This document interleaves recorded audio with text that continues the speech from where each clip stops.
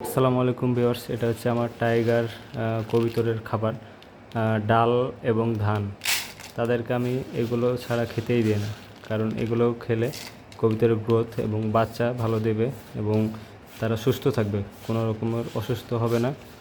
আপনারা চাইলে এগুলো দিবেন। আমি তাদেরকে রেগুলার এগুলোই খেতে দিই, তারা এবং খুব ভালোভাবে খায়।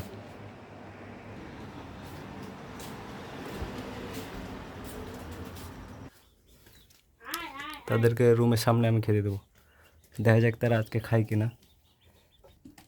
এখানে আমি খাবারগুলো দিয়ে রাখবো এবং তারা তাদের সময় করে খেয়ে নেবে। আমি এখানে অল টাইম খাবার দিয়ে যাই এবং খাবারগুলো তারা এখানে খেয়ে নেয়। এই যে এখানে বসে আছে, এখন হয়তো আমি ভিডিও করতেছি, এই জন্য তারা আসতেছে না, ভয় পাচ্ছে হয়তো। তার জন্য এখানে আমি রেখে দিলাম, তারা খাবারগুলো দেখবে এবং এসে এখান থেকে খাবে। অলরেডি কয়েকটা উড়ে চলে গেছে বাইরে আমাকে দেখে, ভিডিও করা দেখে। সো আপনারা এভাবেই আপনাদের কবুতরের খামারের কবুতরকে এগুলো খেতে দেবেন এবং এভাবেই তাদের ওপরে রেখে খাওয়াবেন। আসসালামু আলাইকুম।